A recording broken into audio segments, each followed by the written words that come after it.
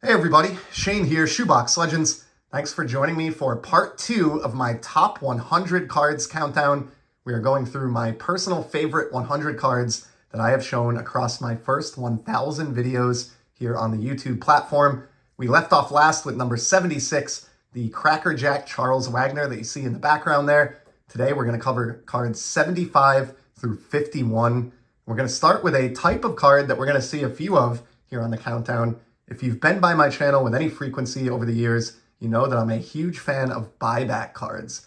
And we have a hockey Pro Set buyback here. This is the 1990-91 Pro Set Wayne Gretzky, the card that commemorates his 2,000 career point achievement. And this is, of course, the buyback version that came out 30 years later and is serial numbered to 5 copies. Pardon the glare, but you can see the stamp there. Love cards like this that represent those historic feats. This is something that I don't know that we'll ever see done again. We may. And while Alex Ovechkin has claimed his goal record, I don't think anybody is going to touch his career points record anytime soon. And so that makes this card of hockey's GOAT particularly cool. It's one of my favorite buybacks that I've ever picked up. And it's a card that I submitted myself to SGC, which is kind of cool. They will actually grade up these buybacks. I wanted to make sure this one was marked as authentic and encapsulated. And I think the black frame around this card looks great with that Kings jersey and kind of the design of the card. So the great one gets us started today at number 75. We're moving back a few decades now and into baseball, the golden era, a brand new vintage baseball pickup. I've probably only had this in my collection maybe a month or more. And so maybe there's a little bit of recency bias here, but it's the 1953 Bowman Color Larry Doby.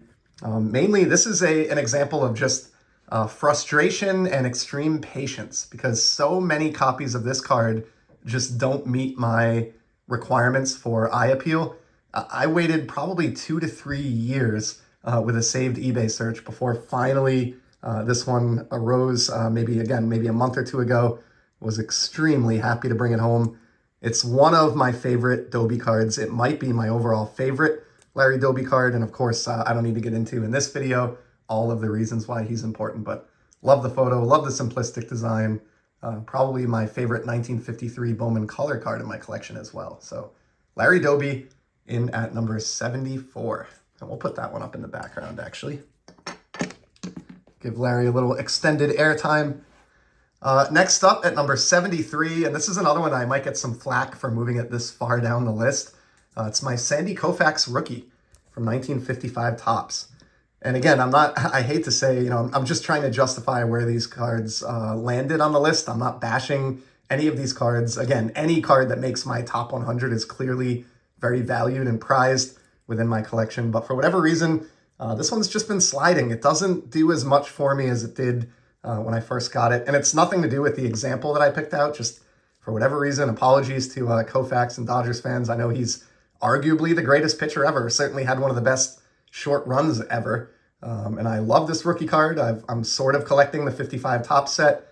But it just, I don't know, the aesthetics of the card. I don't know if it's the fact that he's kind of capless here on the dugout step or what it is. But it just doesn't do too much for me. There's no logo on the front of the jersey. So yeah, this fell all the way from number 42 on my last countdown to number 73 here on the 2025 edition. Okay, number 72, this is a new card. This one came out in 2024. It is less than a year old, and it's a player who never really got any cardboard representation during their career, and that is Cool Papa Bell. Check this out from Panini Prism, 2024 Panini Prism. This is the gold vinyl 1-of-1, basically the Superfractor. And 1-of-1s in general are something that I've only gotten into very recently or within the last year or two. My first 15, 16 years back in the hobby, I just never even looked at these things. I figured they were just beyond my reach, but I've been able to sell some cards and move into some bigger cards. And when this surfaced last year, I just could not jump fast enough. I love the image of Cool Papa Bell. Just a legendary Negro League star. Of course, over the course of the last year or two, I've put a big emphasis in my collecting on the Negro Leagues, bridge players, guys who never got to see Major League Baseball because it was not yet integrated. And so this Cool Papa Bell It's got to be one of the greatest cool Papa Bell cards that exists out there. I mean, he doesn't have vintage playing era stuff. So you're either going to leave this guy out of your collection or you're going to embrace modern. And so I have certainly embraced modern and pumped to have this one on the list. In fact, we'll get him up in the background as well. And I think as I do these going forward, I'll move this top 100 cards just to give us more room for the actual cardboard that you came here for. Moving on now to number 71, a guy who we've already seen on this list and we will see again on this list as well. What can I say? There's just something about getting his cards. The great Mickey Mantle. I have my 1957 Topps Mantle. And I picked this up probably about 6 or 7 years ago. Love the 57 Topps set, sort of for the same reason as 53 Bowman Color. Minimalist design and focus on photographs goes a long way with me. I do like my card designs as well, but 57, a set that I adore. Of course, a really big season for Mantle as well. Just a really cool card. I mean, this is an infamous Mantle card. It is not an easy one to acquire. It seems like to me, I'm not an expert, I'm just a fan, but it seems like to me that it's one of his tougher cards from the 50s, even though it did come later in the decade.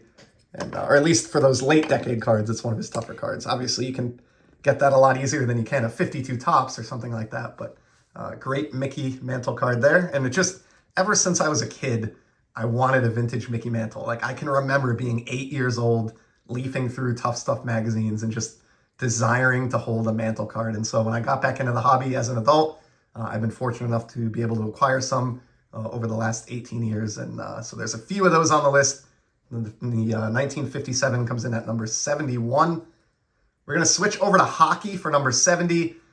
This is a guy who's had a bright start to his career. Auston Matthews. This is his Upper Deck Young Guns short print rookie. The rookie card to have. If you're a hockey card, a modern hockey card collector, you know that the Young Guns rookie is the gold standard. If you're going to play or collect somebody or just have one card representing them in your collection, the Young Guns is essential, if you ask me. Matthews, a brilliant scorer. He has paced the league in goals multiple times. He had a 69-goal season recently, multiple 60-goal seasons. Again, with all the recent attention on the goal record, and rightfully so, Ovechkin passing Gretzky, this is maybe the young player in the league that might have the best chance of getting into that rarefied air later in his career, although I think it's unlikely just because so many things have to go right to get to these enormous totals that Gretzky and Ovechkin put up. But Matthews has a shot. And regardless, I think he's already a lock for the Hall of Fame, and just really grateful to have that rookie card in my collection in a PSA Fine 9. Moving on, I think I may have misspoke in the last episode. I showed a Mike Trout card. I think I may have said that was the only one on the countdown, but I lied if I did. There's one other at number 69. It is the 2018 Topps Independence Day Mike Trout. And again, this is my personal preference, this countdown. I feel like, let me know in the comments what you think of these rankings. And do your own video. I would highly encourage you. Anyone who makes content, I think I said this last time, put one of these together. You're not bragging. It's just a really fun way to get a perspective on how somebody approaches the hobby. To me, I love the parallel. This is how I collect modern cards. I collect parallels largely. I love Independence Day. And this is the first year that they did it in 2018. These are just, they have obvious ties to our nation. Baseball is, of course, our country's pastime, which I mentioned in the first part of the countdown video with the David Ortiz card that I showed. And all the same applies to this Mike Trout. These are the best looking of the Independence Day parallels that they've ever done. They never matched this in all the years since. And I wanted a Trout for a long, long time, but they were just so incredibly expensive. Unfortunately, due to his injuries and other issues over the last few years, they've gone down in value, but that's somewhat of a silver lining because it finally gave me an opportunity to pounce on one. And I bought this kind of when he's been at a low point here in terms of value in the hobby. And I don't care about the value of my collection ultimately or the almighty dollar, but I was wise to wait on this one because I paid significantly less for it than I would have had I tried to get it a few years prior. So patience, that one is an example of patience paying off in the hobby. Okay, number 68, totally obscure one that I don't think any of you would have predicted, although it has been on my countdown previously. It was number 40 at the last go-around. It is the 1977 record breaker card of Mini Mignoso, and this one is autographed. Beautiful ballpoint pen auto in the perfect spot on this card. This is from, he's of course notorious for taking some at-bats, like in the late 70s. I think he may have even taken one in the early 80s after this card. But I'm a huge fan of players that last until an old age at the highest level of sport. Your Jamie Moyers of the world and Julio Francos and Satchel Paige. And so Mini Mignoso is right along with those guys. And this card literally represents that, quite literally, the oldest player to hit safely in an MLB game, and then to have it signed by the man himself and authenticated. I think this is a rightful card to include in my top 70, all the way up at number 68. So Mini Mignoso, love that one. Okay, here's a newish card at number 67, a modern card from 2018 Topps Update Baseball. Got the Ichiro Suzuki, and this is the Black Parallel, one of my favorite modern parallels. So challenging. These go all the way back to 2003. Very low numbering, very high demand among collectors, so very difficult to obtain, expensive at times when they pop up. And this one is great because it is Ichiro's final card. And I love that image, just the perspective of kind of having taken the photo, from below, pointing up. He just looks larger than life. It's a great post-swing image. And he is one of the players that I will always think of when it comes to 21st century baseball. Of course, about to enter the Hall of Fame here. And this is his final playing career card, like I mentioned. And in many cases, I enjoy a player's final card as much as or more than the rookie card. Final cards are just a creative way that you can approach and enjoy the hobby, even on a budget, or maybe with cards that are a little bit less popular than the rookie cards that everybody seems to be out there pursuing. So that's what I did with that Ichiro. Number 66 now, and I swear I'm just realizing it now as I read the list, and I did not do this on purpose, but number 66 is a 1966 Topps card as it would land. It's the Joe Morgan. In my opinion, the best second baseman in the history of baseball, and one of my favorite rookie cup cards from the 1960s. More than any other decade, I know I'm not alone here. I've heard many others say this. I prefer the second year cards in the 1960s to many of these guys' first year cards where they are shared rookie cards. In Joe Morgan's case, of course, he has one other player on his card, but there are many examples, like Pete Rose is another example. I much prefer his 64 Topps to his actual rookie in 63. I love a player's first solo Topps card that belongs entirely to them. Just a great image here. Morgan, of course, was a fantastic fielder, so I think this actually fits. He was a war king, just a monster, especially with the Reds teams in the 1970s, but just in general, a player that you don't hear a ton about, and somebody who I enjoyed so much as a broadcaster on Sunday Night Baseball growing up. And that definitely feeds into my love of this card as well, and is at least part of the reason why it's, propelled all the way up to number 66 on the countdown. And what's interesting about this one, even though so many new cards have been featured and most of the cards from the last round of the countdown inevitably slide down the list, this Joe Morgan I'm actually gaining a greater appreciation for. The last time that I did this countdown, it was number 89 on my list, and now it's all the way up to number 66. So this card jumped 23 spots up between countdowns despite all the additional competition. So that just tells you how I feel about this. And you can call me crazy for ranking this above like my play ball Joe DiMaggio if you want. I get that. But this is my countdown, and I like this card better than the play ball Joe D. All right, number 65, we got Sidney Crosby, guy who, all the attention's been on Alex Ovechkin recently, of course, as he sets the all-time goal record. Crosby just quietly continues to go about doing everything right. He's won everything you can win in the sport of hockey, and he just had another point per game or better season, which he's done virtually every season of his career. More points per game or better seasons than any player in hockey history, including your Ovechkins, Gretzky's, etc. He's not showing a ton of signs of slowing down yet.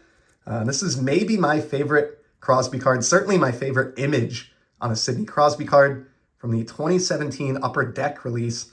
This is their flagship card, and this is the Upper Deck Exclusives parallel numbered to 100. I love these parallels.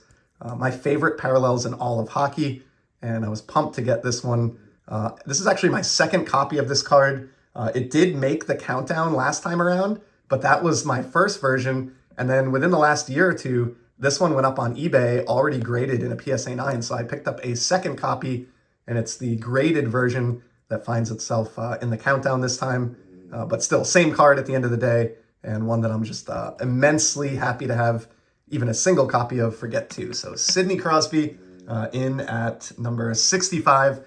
And you've probably heard this before if you've been by the channel, but if you hear a dog snoring in the background, that is my official channel assistant, Leo. So just pardon the noise. At number 64, and this really ties to the Joe Morgan that we looked at recently, my 1969 Topps Nolan Ryan, the Texas Express. Love Ryan. I know many people can say this, but he was my overall favorite player when I was a kid, and probably more than any other athlete, the person that is responsible for me getting into the hobby. When I started in 1990, he was, in his heyday, winding down his career, but in his heyday of throwing no-hitters and just being a darling of the baseball card world. And he's a big reason that I'm in this hobby here 35 years later. And this, again, just like the Joe Morgan, is his first solo Topps card. I love his rookie card as well. And in his case, it's a little bit unique. We'll talk more about his rookie later in the countdown. But again, I love players' first year solo Topps cards. And of course, it doesn't hurt that 1969 was the season of the Miracle Mets as well, when he won his lone World Series championship as a part of that incredible team and an important part of baseball history. So this does a right some wrong. I know my buddy Mookie Chilson was a little mad that I left the 68 Tom Seaver off the countdown this time around, but hopefully the 69 Nolan Ryan offsets that a little bit. Okay, we're moving down to number 63, and this is one that I can virtually guarantee nobody would predict would be on this countdown.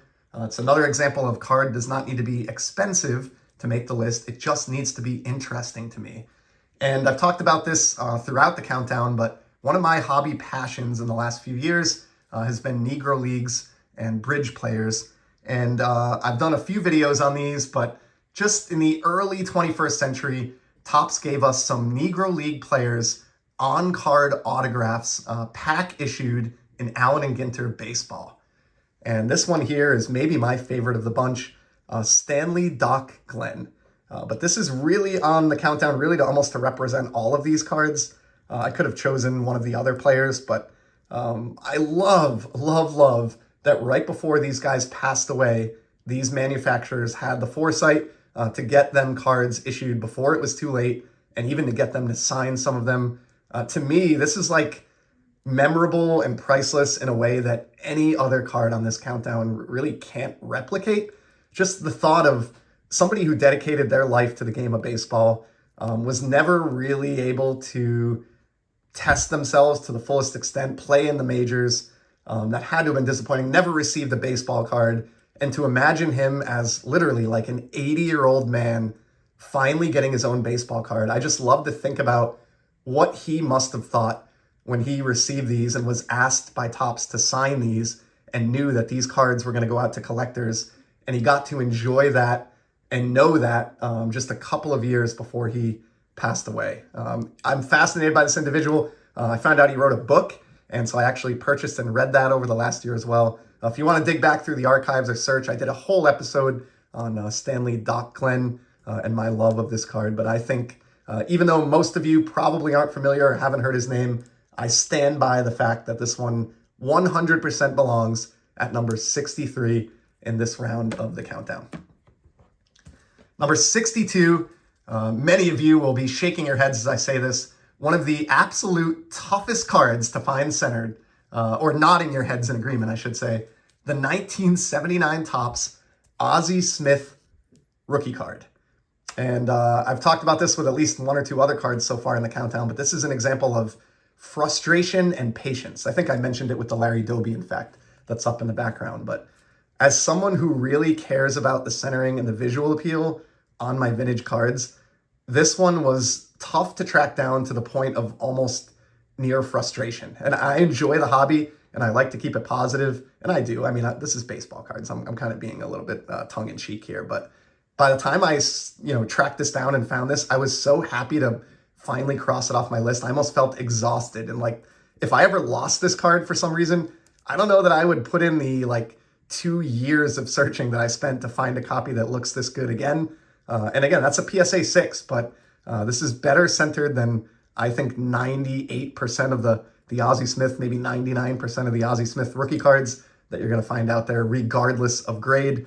The Wizard was a big part of my childhood baseball fandom, and always desired this card when I was a kid as well. Remembered I used to go to the local flea market with my brother sometimes on a Saturday, and there was one dealer that had one of these in a screw down case and behind his glass case, and I was always so envious of that card. Never owned it, but when I finally tracked down the copy that's right for me as an adult, it was a great reward for all that patience. So 79 Ozzie Smith coming in at number 62. At number 61, we got the 1965 Topps Willie Mays. I bumped the 57 Mays out of the countdown this time around. And even though it's more valuable than this card, I would rather have the 65 in the countdown because, again, I like cards that represent significant seasons. And 65 might have been Mays' best, or it's certainly up there anyway. He won the MVP that year, which was great.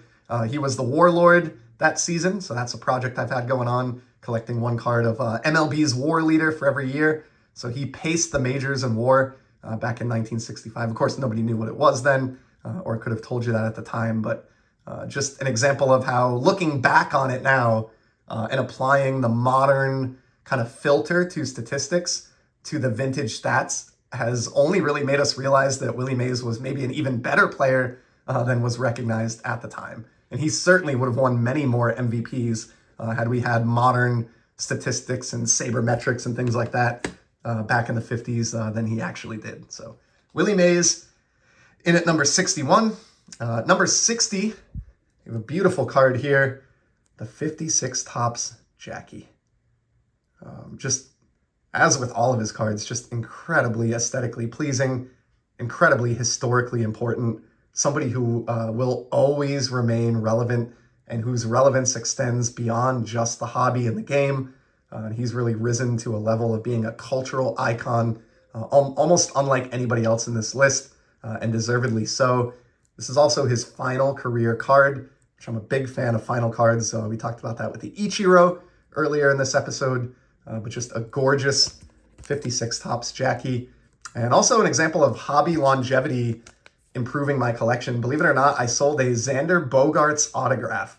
This was about 3 years ago during spring training, and was able to take the proceeds from that Xander Bogaerts card and buy this Jackie Robinson straight up. So it's a crazy hobby at times, and if you're in it long enough, you have some nice breaks like that. So 56 Jackie in at number 60. Into the 50s now, we've got one all the way from the 1800s, the 1888 Duke's Perilous Occupations set.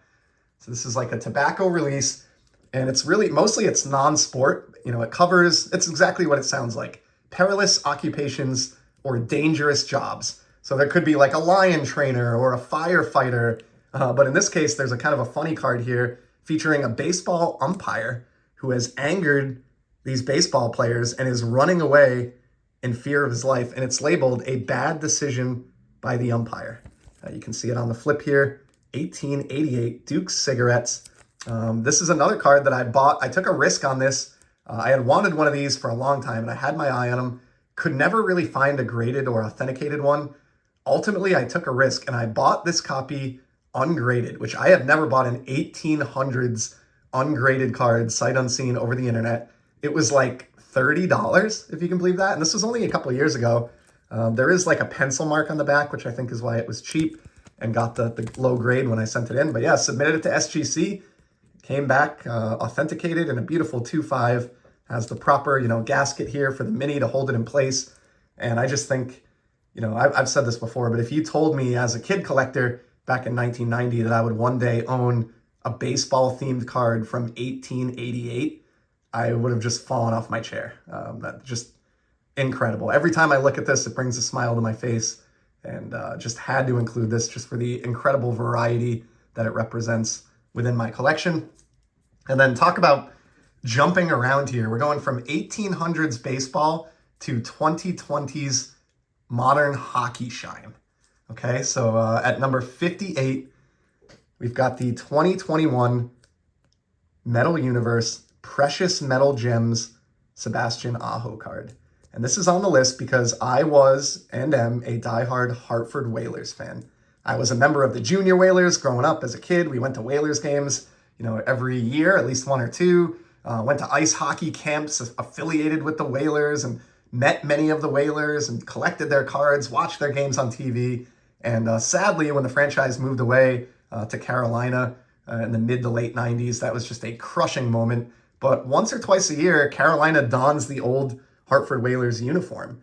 And in this release, which was the second year of Metal Universe Hockey, they included Sebastian Aho, who's a very talented young player, in his Whalers garb. And of course, my immediate interest was in the Precious Metal Gems, but not just any. I wanted one of the green Precious Metal Gems because, of course, it is perfect for the Hartford Whalers. So for those that don't collect Modern or aren't familiar with PMGs, you've probably heard PMG. It's a very popular hobby card and term. But the way these work, they produce 100 of them, serial numbered. The first 10, numbers 1 through 10 of 100, are green, and the remaining 90, numbers 11 through 100, are red. So the red are way more common. They're what you typically think of, but the green are much scarcer and thus much more expensive. So as soon as I knew this card existed on the Metal Universe checklist, immediately I began a hunt to find one of the 10 green copies that exist out there. I waited and waited. One hit eBay, and the guy wanted like $900 for it, which is just, I messaged with him. I tried to tell him, look, if you want to sell it, I'm your buyer, but nobody is going to pay $900 for that card. Whatever. Couldn't get through to the guy.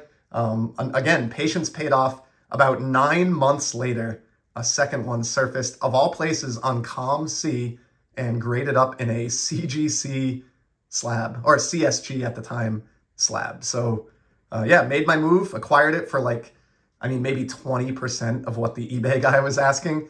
And it made my day. It's one of the most significant, quote unquote, Hartford Whalers cards that I've been able to add in recent years. Obviously, we don't get a lot of Whalers cardboard these days, and it is number 8 of 100. So again, only those first 10 are green and the remaining 90 are red, but this one is all about the green.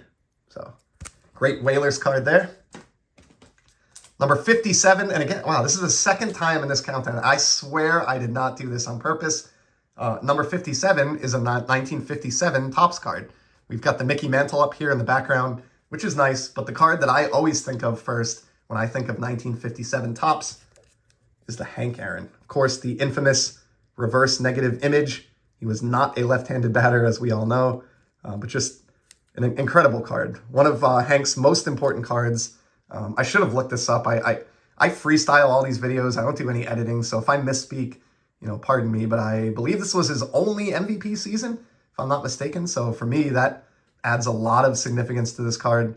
And like almost any card, in the 57 release, and I know I'm sounding a little bit like a broken record here, centering is brutal. So spent a long time tracking down that mid-grade card that has high-grade eye appeal, if you ask me.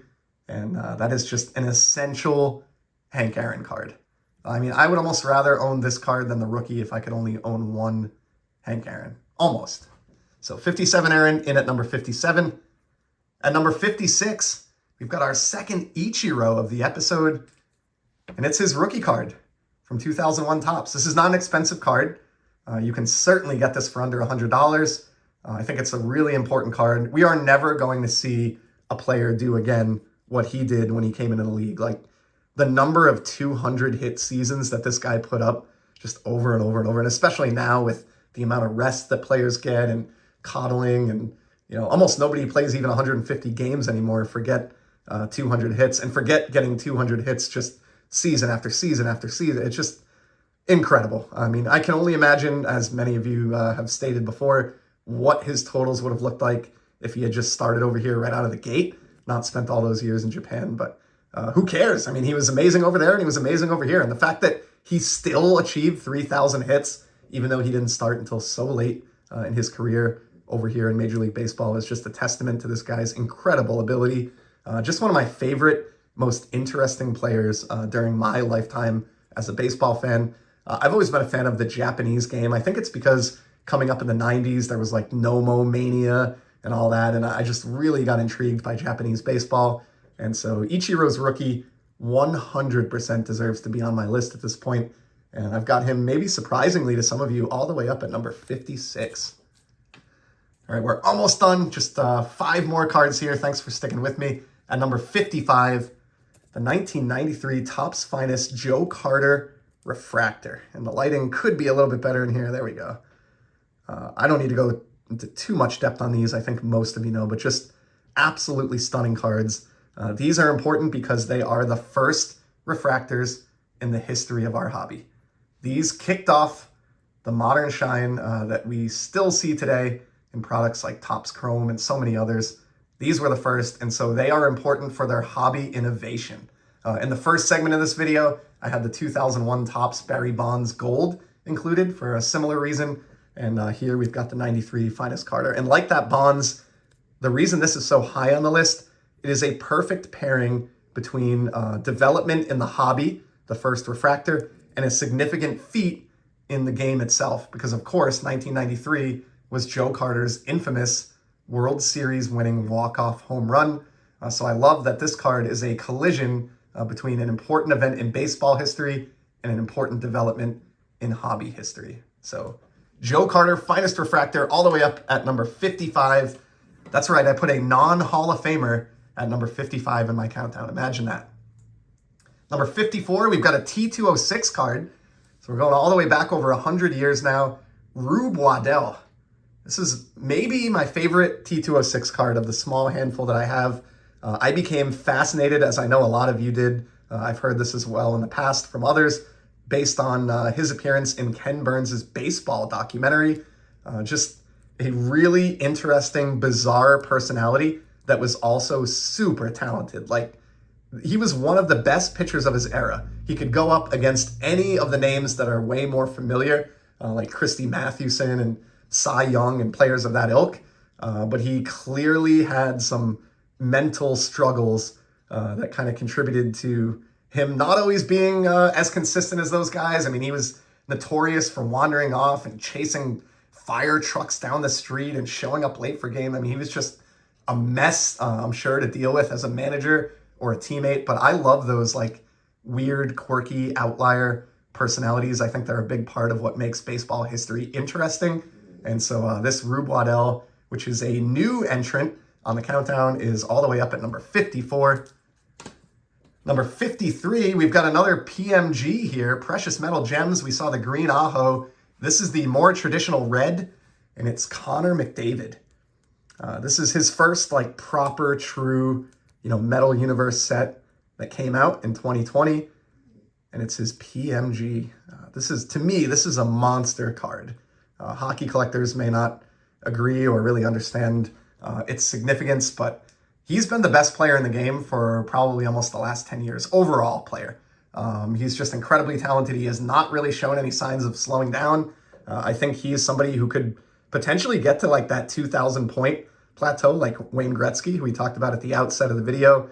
And I think his first ever PMG is going to become a significant card as time moves forward here. And I'm very, very, very grateful to own this copy in an SGC 9 that I picked up a while back. So you can see, just for completeness, this is number 22 out of 100. So again, had it been 10 or lower, it would be green. The remaining 90 are red. I actually prefer the reds, with the exception of that obvious Hartford Whalers color match. All right, 2 cards left. At number 52, got a relic card here. So I don't do a ton of relic cards, but I have picked up a very select few that are meaningful to me over the last few years. And there will be more than one of them in the countdown, but this is the first. It is the 2005 Upper Deck Sweet Spot Classics Satchel Paige. Unbelievable. I mentioned, I think at the outset, that I like doing this exercise every couple of years because things change. My opinions change, the hobby changes, the athletes change. And another thing that changes is my knowledge. I'm always trying to learn more, become better informed, learn about the history. I read a ton of books on baseball, audiobooks on baseball. And one of the books that I did this last year was Satchel. the biography by Larry Ty that came out, I think, around 10 or 15 years ago. It was incredible, and it gave me an even greater appreciation for somebody that I already had a very high level of appreciation for in Paige. And this relic I picked up a year or two ago off eBay, sight unseen, and then it looked pretty good, so I sent it in to SGC with one of the only SGC submissions that I've ever done, and to my surprise and amazement, it came back a 10 gem, which these are pretty thick relic cards, so they're not easy to get a high grade on. And I don't care, I only sent it in just to protect it and get it in a display that looks nice like this, but it was just icing on the top, I guess, that it came back at a high grade. That's certainly not why it's where it is on the list. The reason it's at number 52 is just my pure appreciation and fascination with the man who was Satchel Paige, and to just think that I could have a little piece of his uniform embedded on a baseball card is mind-blowing to me. So we'll talk a little bit more about Satchel in a future video. And then the final card for today, after 35 minutes closing it out at number 1, we saw the Ichiro rookie a few cards back, and the companion card to that always comes to mind is the 2001 Topps traded Albert Pujols. Of course, a 700 home run hitter. He's going to be enshrined as well. He's a little bit behind Ichiro just because he stuck around for a few years past Ichiro. Of course, he started at a younger age, even though they began in the same season. Just a monster. Even though he's really popular in the hobby, I still feel like his cards should be more in demand even than they are. When you look at his longevity and stats and everything that he compiled, especially in the first half of his career with St. Louis, and then he continued to put up pretty consistent numbers all the way into his 40s. So 2001 Topps traded. To me, the Pujols and the Ichiro from 2001 really kicked off the whole century that we're in here of baseball card collecting. So just really important modern cards. And for anyone who says, all modern cards are junk or, vintage is the only way to go, trust me, I've been in the hobby 18 years. I've been collecting modern and vintage the whole time. There are plenty of modern cards, just like this one and just like others that we're seeing in the countdown, that are every bit as interesting as anything you can find from the vintage world. So that's going to be a wrap. We got through 25 more today. Brings us all the way down to number 51. I'll try to have the next installment up soon where we cover cards number 50 through 26. But until then, please keep enjoying the hobby, everybody. Just have fun, and we'll be back soon. Take care.